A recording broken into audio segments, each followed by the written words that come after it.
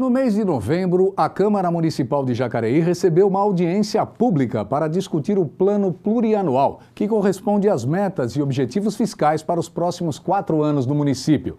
A repórter Daniela Santos esteve nesta audiência e nos conta como foi. Em novembro, a Câmara de Jacareí realizou uma audiência pública para apresentar as metas e objetivos do governo num período de 4 anos, de 2018 a 2021, para o cumprimento do Plano Plurianual, o PPA.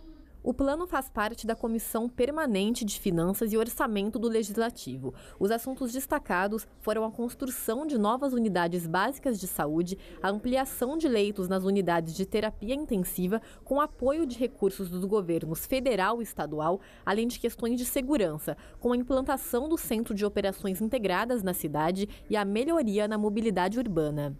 A administração municipal estima investir quase 4,5 bilhões de reais em diferentes setores, com prioridade para saúde e educação, que juntos somam mais de 1,6 bilhão de reais. O secretário de Governo, Celso Florencio, destacou quais são os pontos principais da elaboração do plano.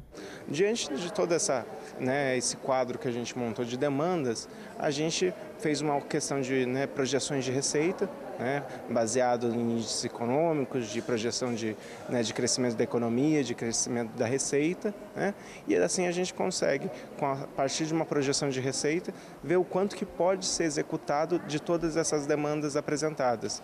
A gente teve um trabalho grande junto com a sociedade para estabelecer prioridades. A gente gostaria sim de atender tudo que fosse possível, mas infelizmente não existe essa possibilidade, Então a gente estabeleceu prioridades junto à população e tentou contemplar o máximo dessas prioridades estabelecidas junto com a população.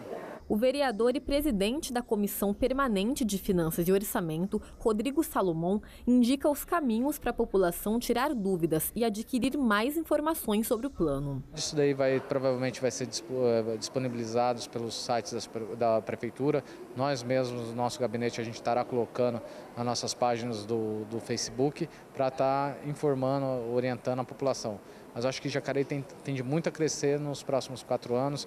Da minha área, como você perguntou, a saúde, a lei manda que se invista 15% do orçamento na saúde. No governo passado, eles investiam 24%, nós vamos chegar a 30%. Já o vereador da oposição, Luiz Flávio, faz alguns apontamentos sobre o PPA. Os apontamentos que eu faço aqui é com relação à proposta que o prefeito apresentou na época de eleição.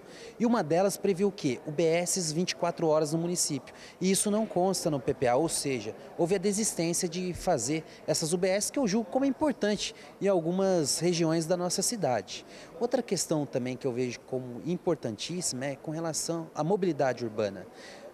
Houve um número significativo do aumento do número de multas do ano passado em relação a esse ano. É por isso que eu pontuei isso, para a gente intensificar o quê? A educação no trânsito. E isso se começa na escola, se começa lá embaixo. 6 atiradores que se destacaram no tiro de guerra de Jacareí foram homenageados em sessão solene no plenário da Câmara Municipal.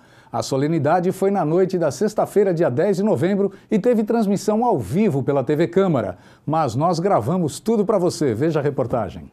Com a presença da presidente da Câmara Municipal, vereadora Lucimar Ponciano, do secretário municipal de Segurança e Defesa do Cidadão, coronel Paulo Henrique Domingues, que representou o prefeito Isaías Santana, e do chefe de instrução do tiro de guerra 02051 de Jacareí, primeiro sargento divino Sérgio Rodrigues dos Santos, os 6 atiradores que mais se destacaram em 2017 receberam o diploma de mérito sob os aplausos dos seus familiares e dos demais 43 colegas de farda que, como eles, retomam agora a vida civil. Nesta noite foram homenageados os seguintes soldados: atirador Felipe Sassano Rigueto, Cabo Joaquim Carlos Henrique Rosa de Oliveira, Cabo Jonatas dos Reis Ferreira, Cabo Josué Carlos Lemes, atirador Luiz Henrique Marques dos Ouros e Cabo Paulo Eduardo Mato de Souza. A homenagem ao atirador do tiro de guerra foi instituída através do Decreto 292 de 2009, de autoria do ex-vereador Diobelda Diddles.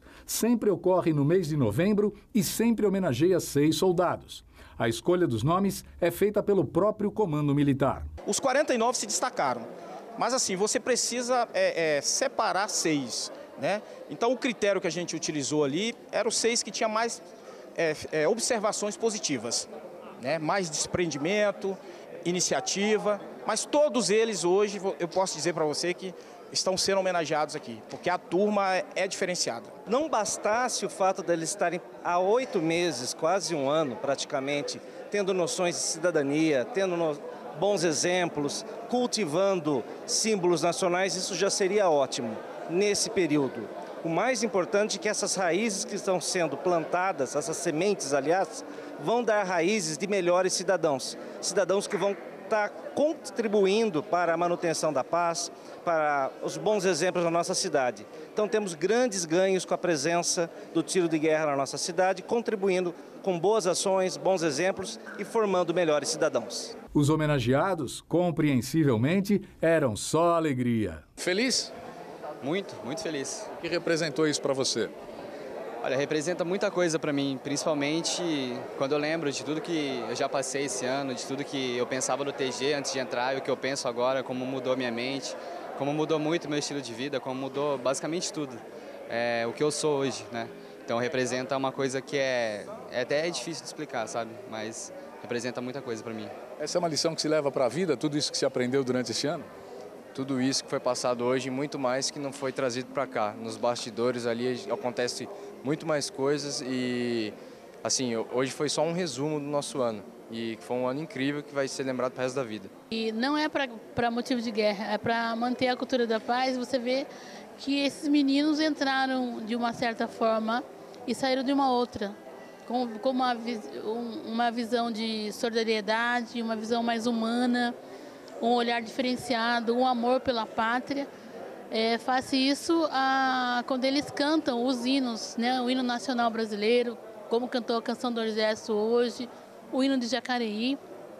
A gente vê na entonação da voz um pouco da sombra da alma. Mas, para além das distinções, a solenidade marcou um momento de glória para todos os soldados presentes, bem como para suas famílias. É muita emoção, muito gratificante ver a transformação de quando ele entrou, mesmo assim meio contra a vontade, porque ele tinha outros planos para a vida dele, como está fazendo faculdade, mas depois a gente foi acompanhando a transformação dele, o crescimento, o amadurecimento, e tudo melhorou. É emocionante a gente ver a transformação de menino, adolescente para homem, assim, em tão pouco tempo. Ouviram do Ipiranga as margens plácidas de um povo heróico, brado retumbante, e o sol da liberdade em raios fúlgidos brilhou no céu da pátria nesse instante. Se o penhor dessa igualdade conseguimos conquistar com braço forte, em teu seio, ó liberdade, desafio. Jacareí voltou a integrar o Mapa Nacional do Turismo. E agora, membros do CONTUR, o Conselho Municipal de Turismo e a Secretaria de Desenvolvimento Econômico, planejam impulsionar a atividade turística a partir da identidade da cidade. Mas qual é a identidade de Jacareí? Veja na matéria de Tamires Vicky. Desde 1652, quando Jacareí ainda era apenas uma vila, sua identidade já era construída. E hoje, o Conselho de Turismo, junto à Secretaria de Desenvolvimento Econômico, estudam como a definição de uma identidade jacareiense pode impulsionar o turismo local. E antes de escolher o que melhor representa Jacareí, é preciso entender o que significa identidade. A identidade de um território, ele é resultado de uma construção social. Todo território vai ter uma identidade, talvez mais perceptível ou mais difusa, mas ele vai ter uma identidade. Ele é resultado de um conjunto de variáveis tangíveis, então fatos históricos que aconteceram, marcos territoriais, prédios, né? Então de aspectos tangíveis e aspectos intangíveis, por exemplo, um estilo de vida, um modo de vida, um idioma, um dialeto. E conversando com a população de Jacareí, algumas características da cidade se destacaram, tais como a antiga fábrica de biscoitos e a presença de indústrias. O que representava a cidade saiu daqui, que era os biscoitos de Jacareí, a fábrica de biscoito não tem mais. Mas aqui tem o museu, a linha do trem que passa pelo centro, acho que é o que identifica, né? Eu não sei, porque aqui tem várias indústrias, né? Agora estão vindo para cá. Eu acho que seria por isso. Bom, seria reconhecida pela terra dos biscoitos, que foi onde Jacareí se tornou muito famosa, né? Francisco Freitas, que é gerente de apoio à atividade do turismo e membro do CONTUR, Conselho Municipal de Turismo, conta que através de estudos socioculturais e reuniões com a população da cidade, foi possível encontrar uma característica local que se destaca. Agora, o que nós temos na cidade que podemos tirar um proveito melhor? É a cerveja. Nós temos um grande potencial aí, que é a produção da cerveja. Então, a Secretaria andou conversando já com as duas indústrias, né, da cidade, e elas não se opuseram a gente desenvolver um trabalho, que é a busca da nossa identidade. Como nós vamos fazer isso? Estamos realizando já agora, em dia 18 e 19, a primeira feira artesanal da cerveja e da micro cervejaria. O que nós queremos com isso? Fomentar, atrair, fazer com que esse pequeno cervejeiro venha para o município e passam a produzir aqui. Tanto é que já estamos provocando isso, alguns já estão propondo a vir para o município. A partir daí nós queremos, em 2019, fazer uma grande festa da cerveja, né, e transformar Jacareí na capital nacional da cerveja. A identidade, ela sempre existe. Para tornar isso atrativo turisticamente, aí entra o elemento de gestão turística, que aí é transformar alguns elementos dessa identidade em discursos que vão se refletir numa imagem da cidade percebida por públicos potenciais visitantes. Por fim, a antropóloga Mônica Carniello, que também desenvolve estudos sobre a identidade de Jacareí, conta a importância de envolver os jacareienses nessa discussão e a necessidade de uma gestão qualificada do turismo local. A leitura que eu faço, que teria que ser validada, então, com uma consulta pública à população, que é quem sente a identidade, né, quem vivencia a identidade, é que a gente tem alguns elementos que são representativos, mas me parece que eles são difusos, né? Então, você tem um patrimônio material que é considerável, mas ele é disperso, né? Tem alguns elementos de memória, de alguns aspectos que compuseram o passado, por exemplo, a fábrica de biscoitos, né, que foi mencionada, e alguns elementos que são atuantes, que é a presença das indústrias, que, sem dúvida alguma, interfere bastante na dinâmica da cidade. Então, na verdade, tem uma identidade múltipla. Acho que a questão acho que um outro aspecto também é o aspecto cultural, né, de produção cultural, que a gente tem algumas iniciativas bastante visíveis da cidade e que essas podem ter um apelo turístico extremamente atraente, né? Então, ao identificar essas identidades, se isso for validado, né, pela consulta à população, teria que fazer um filtro do que seria mais atrativo para gerar uma demanda de um público externo. E esta edição do Notícias de Jacareí fica por aqui.